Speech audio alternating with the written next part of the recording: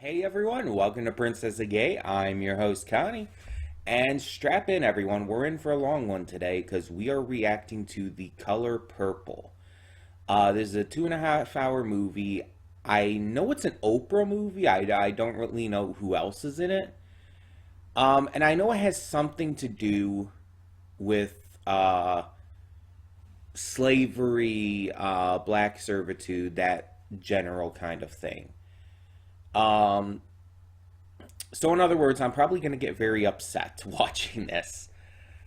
Um, I don't really know anything else about this. I know that there's a remake coming out, I think this month, if it's not already out.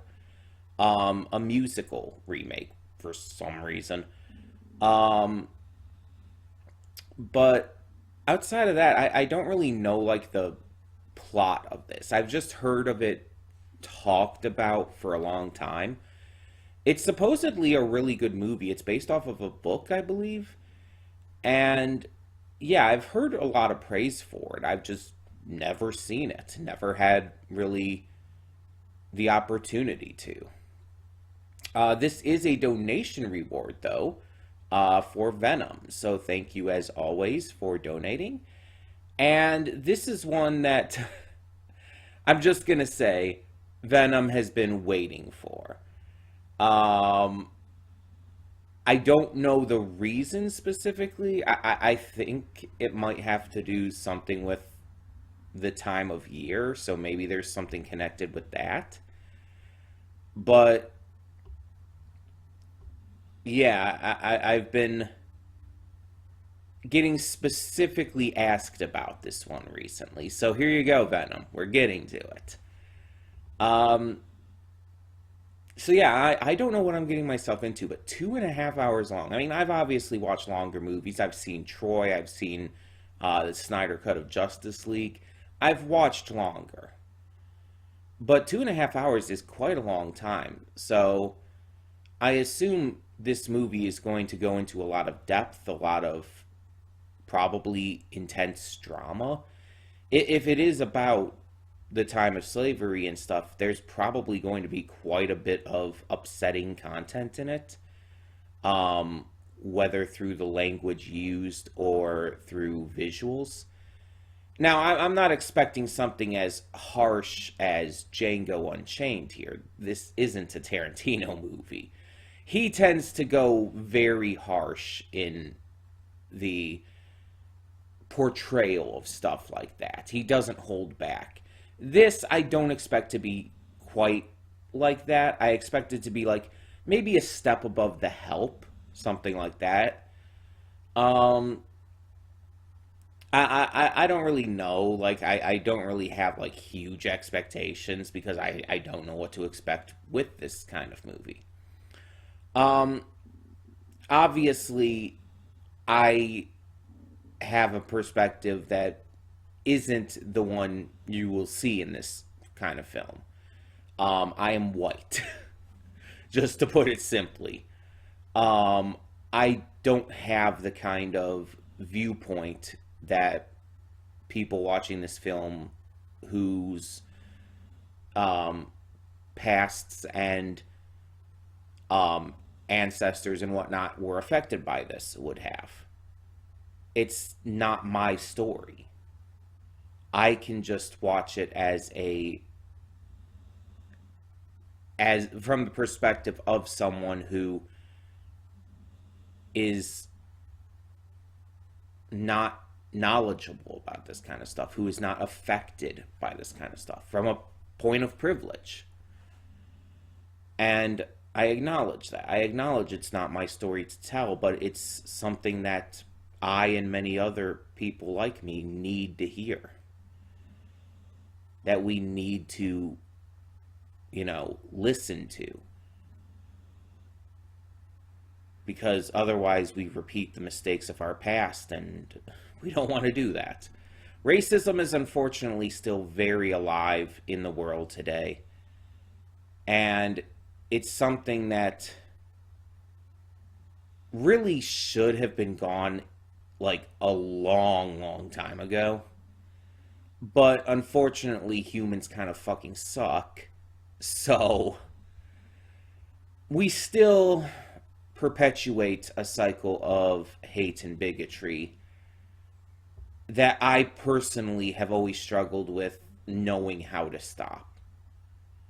And I've talked about before how I've even myself perpetuated that cycle to some degrees, mostly in regards to bigotry against what I have ended up coming out as uh, being, queer. I used to be extremely queerphobic, extremely transphobic. And yeah, I was very wrong.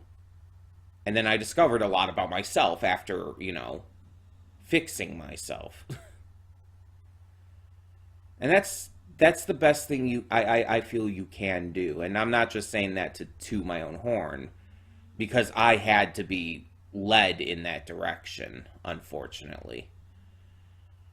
The best thing you can do, though, if you do have any bigotries or issues like this, is to fix yourself,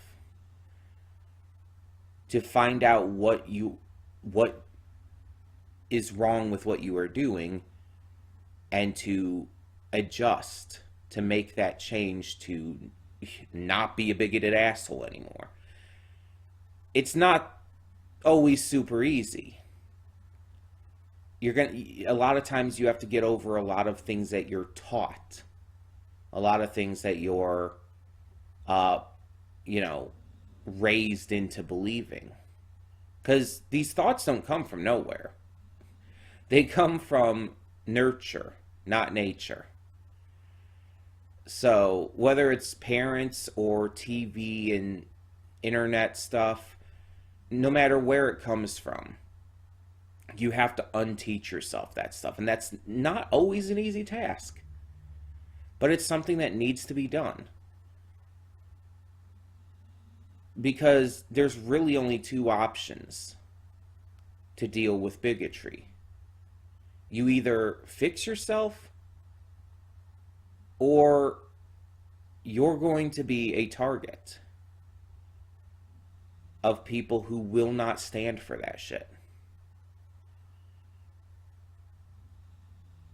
There are so many people out there who will not change and who refuse to change. And we're not going to let them live that down. Those of us who are willing to change, who are willing to acknowledge our faults and become better, are going to look at those who don't and won't. And yeah, we're going to show disdain for them. And honestly, I think that's right. That's fair. That is correct. It is right to show disgust in people who refuse to become better. Because a lot of times they're putting others at risk. Beliefs like this perpetuate not only just general hate, but can perpetuate violence against people. Racism is not just people or peacefully hating on others. No. A lot of times it comes with actual violence against people of color. There's unbelievable levels of examples to give. I'm not even going to try to go into as many as there are. But just like saying the name George Floyd should be enough in terms of recency. It's disgusting that some people are still like this and that they refuse to change. And it's even worse when they try to gaslight you into thinking that they're not actually bad. But the point of this all being that we need to have the propensity? We have to have the ability to change. Because if we don't, we just make things worse. We need to be able to change, to evolve over time, to better ourselves, and to realize that we're fucking up at times. Because by God, we are fucking up at times. So, yeah, this entire long winded pre thoughts and everything is just to say, um, don't be racist. I know it sounds simple, I know it sounds almost silly to say, but the fact that it still needs to be said is the reason why I'm saying it. Don't be racist. Don't be like that.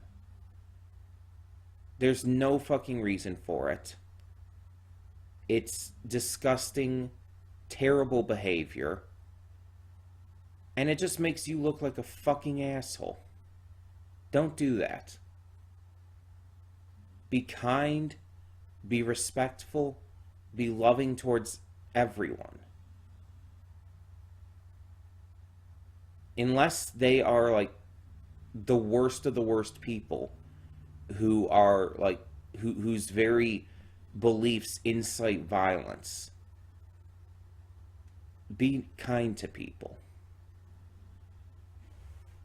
Don't judge and hate on people because of the color of their skin or their sexuality or anything like that.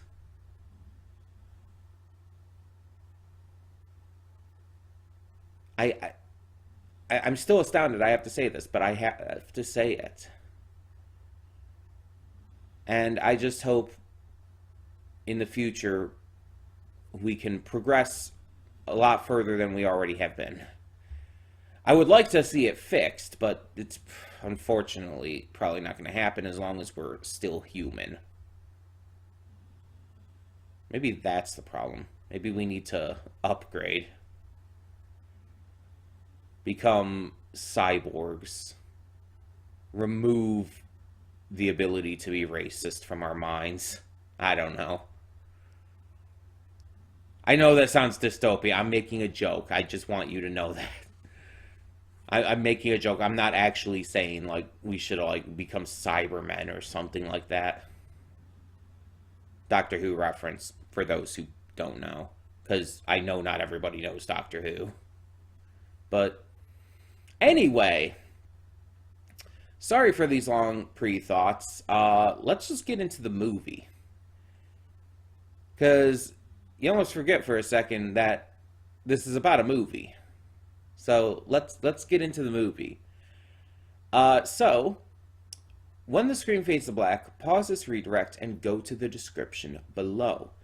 Follow the link to the reaction, and after you watch it, come back here to the redirect and resume play. Because after fades to black and then fades back in, everything from that point forward will be my afterthoughts and will contain spoilers to the movie. So, that being said, thank you so much for tuning in, and I will see you at the reaction. And we are back, and we will begin with spoilers in 3, 2, 1, now. So, this wasn't just a period piece. It was a movie that takes place over a long period of time. And this is not the first movie or the last to do this. Many movies have done this, where it really focuses on the life of a character's struggles, their wins and losses, their successes and failures, their troubles, their just lives over many years. A lot of movies have done this. It's nothing particularly new. Even when this came out in the 80s, it's probably been done plenty of times before. Um, but it's definitely been done a lot since. And the movie was not what I thought it was going to be going in. Because going in, like I said in the pre-thoughts, I thought this was going to be about racism. That this was going to be about the struggles of, you know, black people in that kind of time period facing prejudices from white people. And while that's in here briefly, that's not at all what this movie is about. And the thing is, I had only heard about this movie prior. Like, of course, I've heard about it. Everyone's heard of The Color Purple. So, admittedly, I was just wrong. I made assumptions, mind you, and I was wrong. Um, and I feel like a lot of assumptions I made are based on like people, like I've heard people compare this to other films that I know are about racism. And so I think that's maybe why I've made that connection. Because whenever I've heard people just talk about this film, it's just talking about how much they liked it and whatnot. I don't usually hear people talking about like anything about it. The only actor I knew was in this was Oprah. It's like, so I haven't even heard people talk about even other actors in this, unless I've forgotten, which I guess is possible. Um,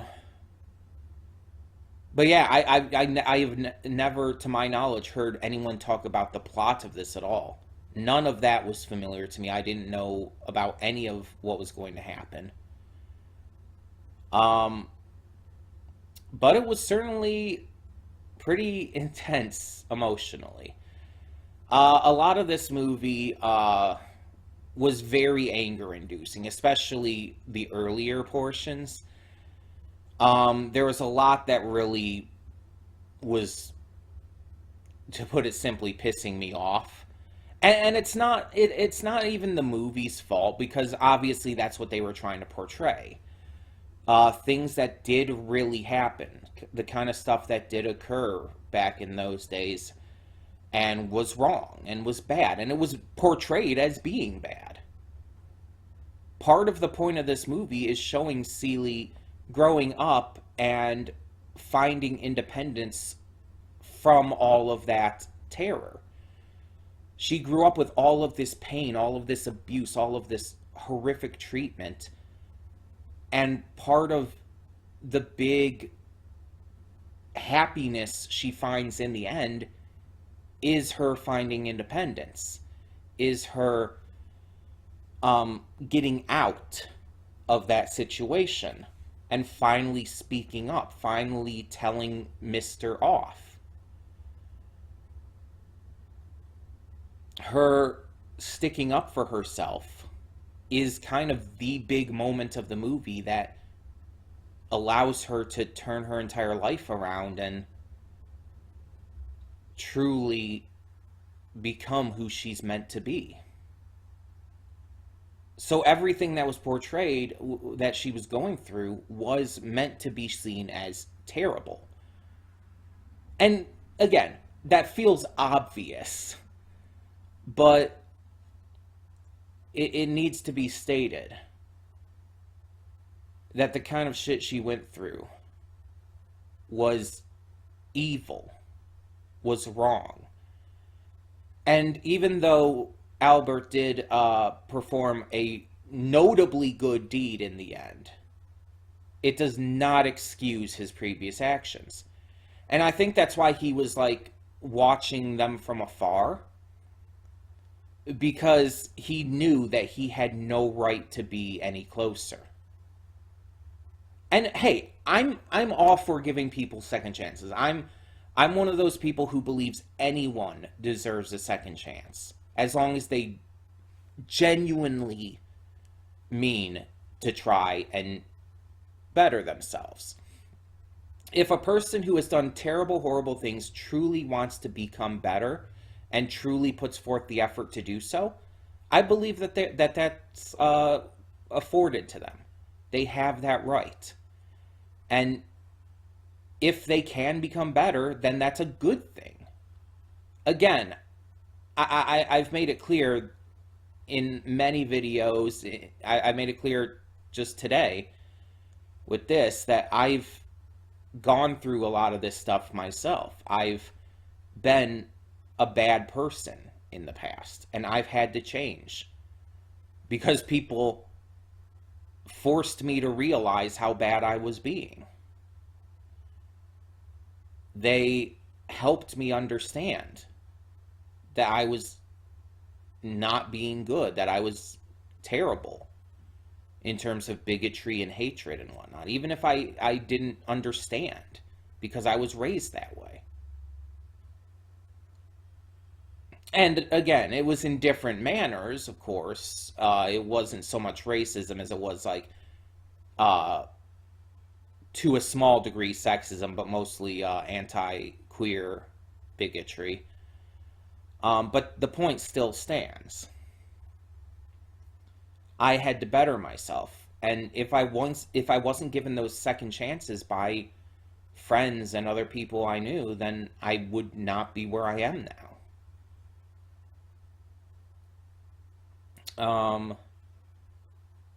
So do I think that Albert would deserve a second chance as well? Yes. But he has to genuinely prove that he's going to change for good. And one good deed does not prove that. One good deed is one good deed. People have done stuff like that, have done like one good deed for manipulation tactics throughout all of history. It's like, oh, see, I did something good for you, so you have to give me another chance. No, they have to continue to prove themselves that they are willing to change and be better. So that's basically just a first step. Um, I also want to note how this movie was very subtly super gay. And that sounds kind of like a weird statement, like very subtly super gay. It's like the subtle and the super kind of like contradict each other, you would think, but not really. Um, there's a lot of hints in this movie that Celie had very strong romantic feelings for Shug, and that Shug reciprocated that, but possibly due to the time period and everything, they couldn't follow through with those feelings, and Shug ended up getting married. Celie was already married, but that was against her will, but still. Um, Now, I didn't look into everything, but in between the reaction and now, I did look into a little bit because I actually wanted to see if that was intentional or if that was just like subtext that was just kind of unintentionally there. But no, it was very fucking intentional because in the novel it goes a lot further. Apparently, in the novel, it's super fucking blatant. Um, to the point where Celie and Shug get very intimate at one point. Very physically intimate. I'll leave it there. But yeah, apparently in the book it was a lot more in your face about it. They kind of toned it down for the movie, and I'm wondering how the remake that's again either coming out or is going to come out. Let me check on that. I wonder how that's going to handle it though, because that's more modern, and so I could see it being more obvious here. But I genuinely don't know. I mean, it's hard to say. Depends on, I feel, a lot of factors. Okay, so this is coming out apparently on Christmas Day. Um, Let me see here. Oh, Fantasia's playing Celie in it, and Halle Bailey is Nettie. Taraji P Henson is going to be Shug. Corey Hawkins as Harpo. Sierra is going to be in it. Oh, Halle Bailey and Sierra are both listed as Nettie, I guess, during different points in her life and all.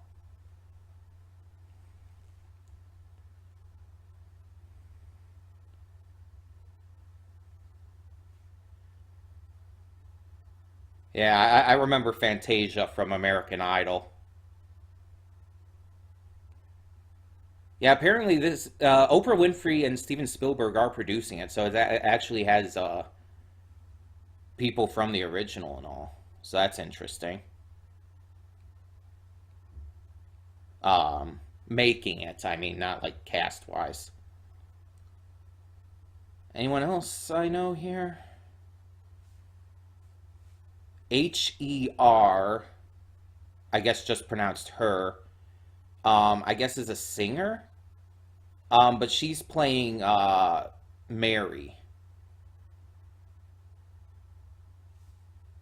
Oh, John Batiste is going to be in it.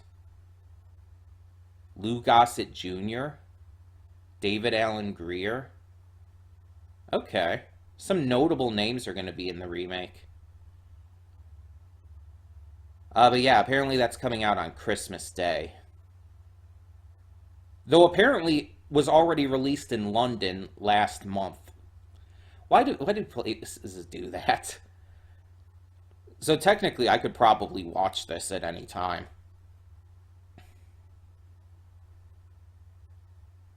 Okay. But yeah, so I'm wondering how the queer stuff is going to be like showcased in this. Oh, one more thing I want to check. How long is this comparatively? Because this is a musical.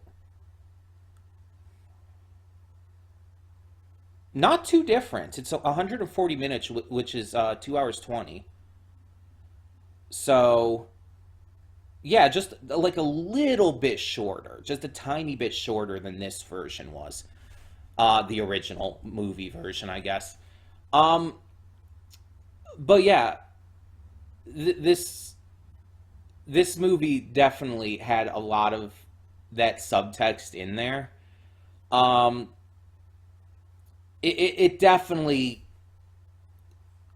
like I guess probably because of the fact that this movie came out in the 80s, it definitely like didn't focus as much on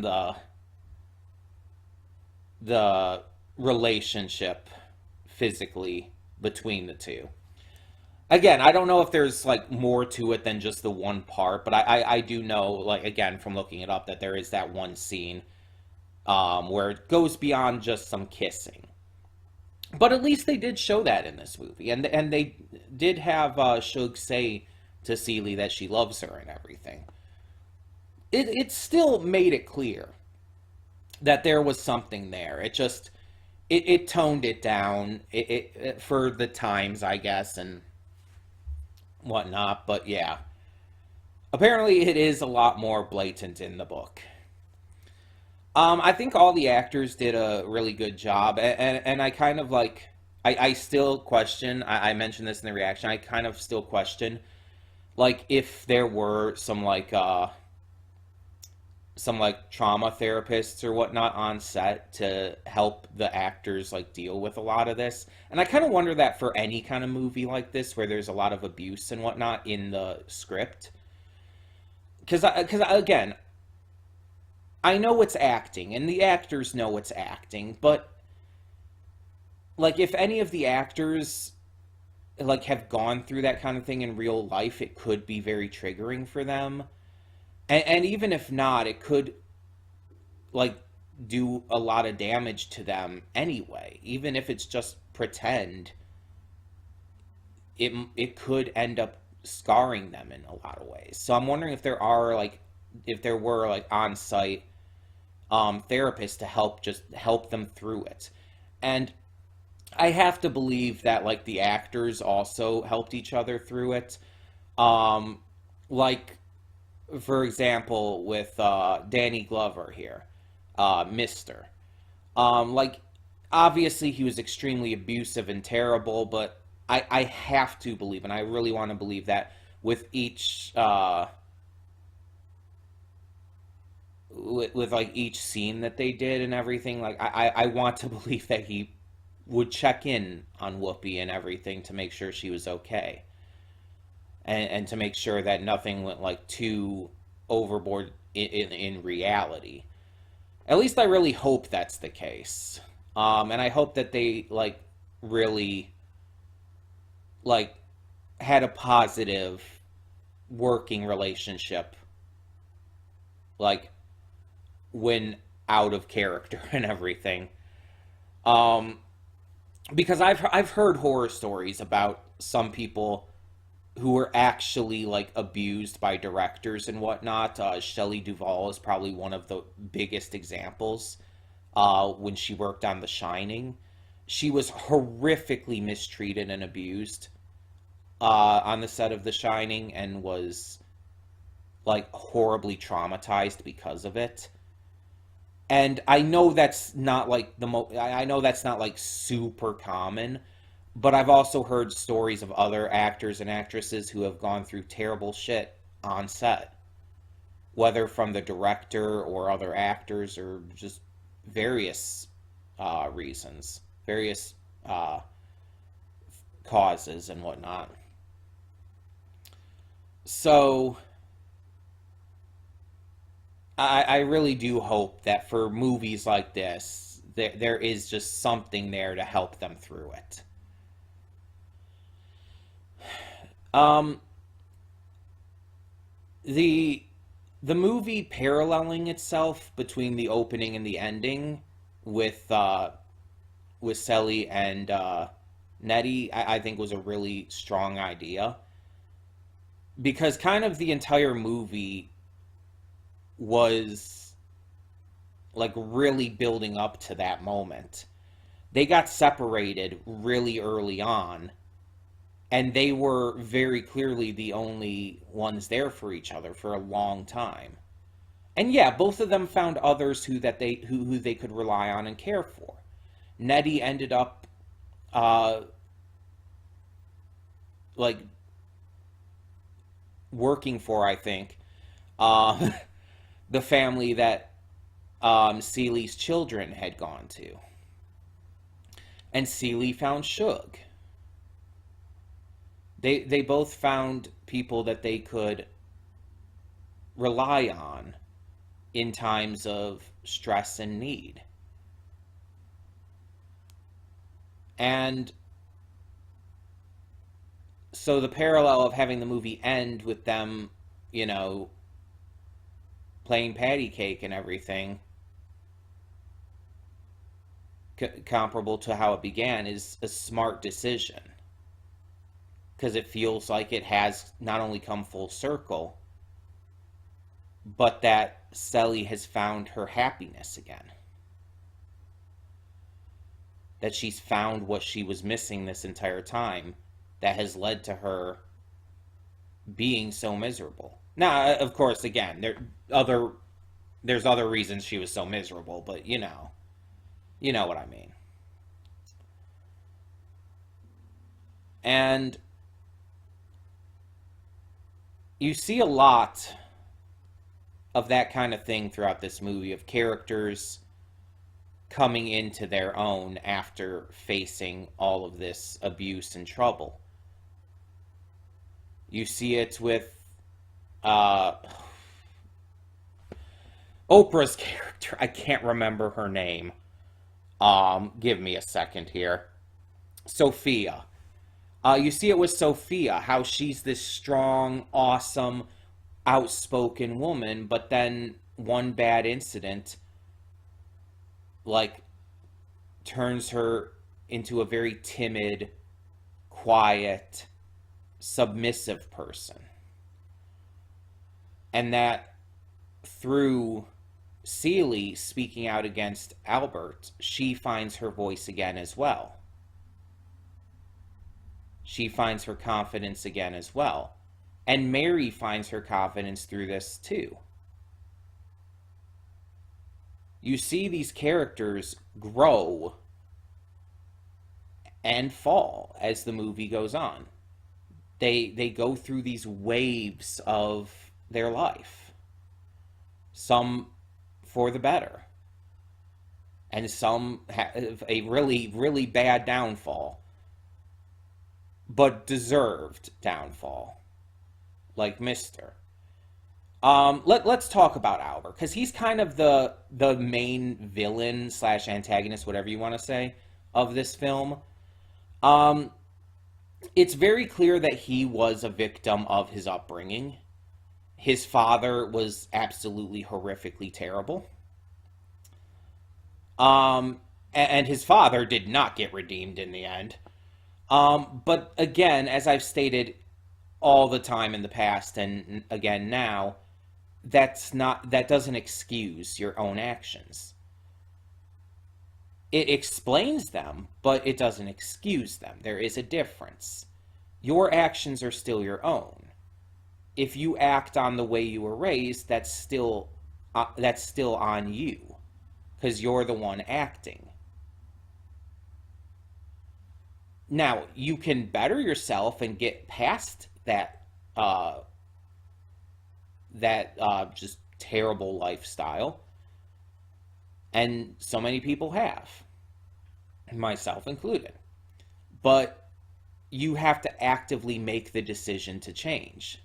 Again, it's on you to do so. So, throughout this movie, all of his actions, even if he was raised that way, are his own. It doesn't matter how much he was influenced by his father. What matters is that he's not choosing to change until the very end. He sees himself as in the right. He sees himself as superior. We see him threaten Sally many times. We see him abuse her. We see him just horribly mistreat her in so many ways. And he comes across as a villain who's not like super cartoonish, but rather more realistic. He's a villain of circumstance, a villain of, again, nurture rather than nature, but still a villain. He is still the bad guy. And what he's doing is still evil. But he's doing it. That's what matters here. He is acting upon these evil intentions. And again, he starts to take the first step at the end. Where that could have led him in the future, who fucking knows? But we see that I would say the secondary main villain would honestly be Sally and Nettie's father. Or, I guess not their real father, but, the father they knew. The one who raped them, who took and sold away their children, at least Sally's. Who raped and, took Sally's children and, basically sold her off to Mister in the first place. He was kind of the piece of shit who started everything. Nettie had to run away from him as well because, he ended up raping her too. And she ran away, eventually staying for a short time with Mister and Sally before the big separation happened. And then she just went out and found a different life after that.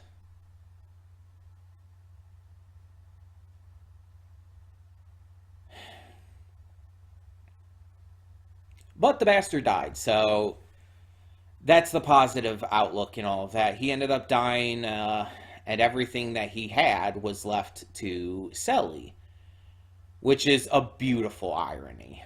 She ended up making a, from what we can tell, successful clothing business, at least pants, and ended up having a genuinely good turned around life after that. Again, reuniting with her sister and everything, getting to finally meet her children for the first time since they were born. It's like, Jesus, in regards to that.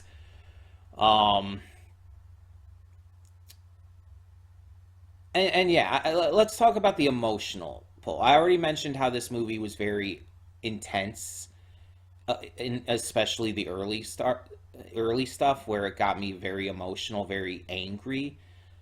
But it actually switched around after a certain point. I think the big turning point was that really suddenly, out of nowhere, funny moment.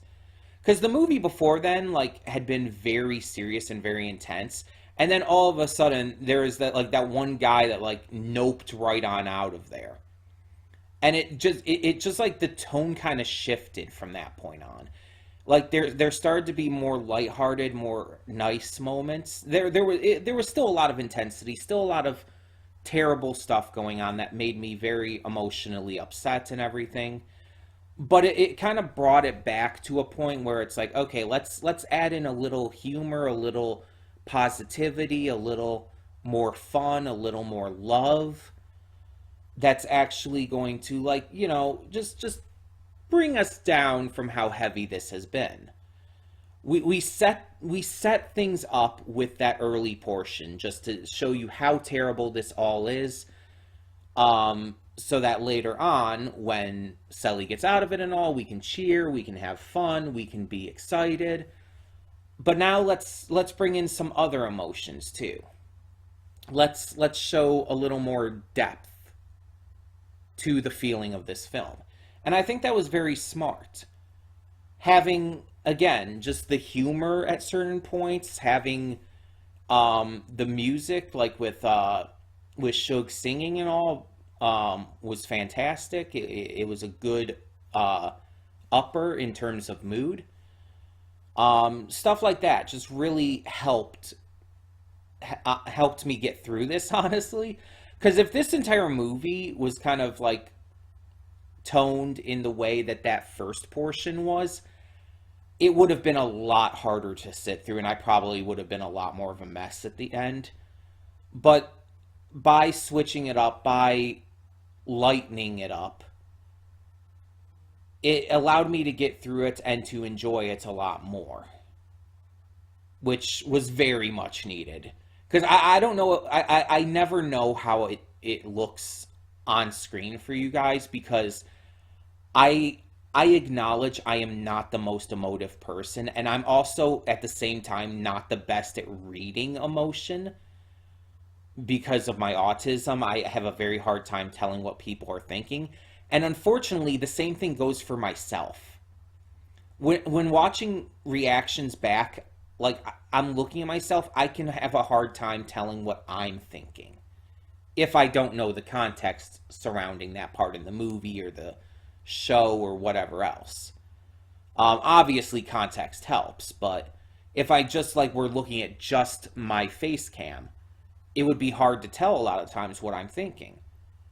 So I don't know how well it came across to you guys, like during a lot of that first portion, but I was livid. Like I was steaming. And again, I don't know how that came across. I don't know like if it was obvious that I was very upset in that regard. Like there are occasions where I'll get very like physical or vocal about it. Like if I'm really like grossed out or upset by something, I'll like have my hands over my face or something. Or sometimes when I've been very angry, I've like thrown stuff and whatnot, which isn't exactly the most healthy, but as long as I'm not hurting myself or others, I guess it's better than nothing. Um, it's definitely a lot better than, hurting myself or others. But yeah, it's like sometimes there have been extreme situations where I have shown like physically and stuff more emotion like that, where it's like very obvious. But I feel like a lot of the time it almost like when I've watched it back, it looks like I'm almost like blank faced, and it's hard to tell if I'm getting that across. And again, I don't know how you guys are reading it compared to me. Because again, even when I look at my own like face like that, it's hard to tell for me what I myself was thinking in that moment. So I just kind of wonder. I just kind of wonder if all of my rage was getting across in that beginning part, and if my kind of relief after that, once it started to lighten up, was apparent as well. Maybe you can let me know in the comments. But yeah, this movie did a very good job at emotionally investing me, is what I'm trying to get across here. the opening parts with it being very intense and very upsetting really allows for you to care about the characters, especially Sally and Nettie, for when the other stuff comes up. When things start to lighten up, you're already in that position of caring about them, so you can feel like you're ready for that kind of lighter content now. You're ready to, after being put through the ringer, to be just kind of let be for a little bit. Even if it's not completely, because again, crazy shit still happens, but you know, I hope you understand what I'm saying. Also, not the best at explaining things. Never have been. But I hope I'm getting that across as well as I can. Either way, I'd love to hear what you think. Tell me in the comments below what you thought of this movie. And I don't know. I'd be willing to check out the remake, especially with it being a musical. That would be interesting. Maybe it'll be requested, or maybe not. I don't know. We'll see. Future could always hold some interesting stuff. We just have to wait and see. So, in the meantime, thank you all so much for tuning in. For now, I'm Connie, and I'm signing off. See you all next time.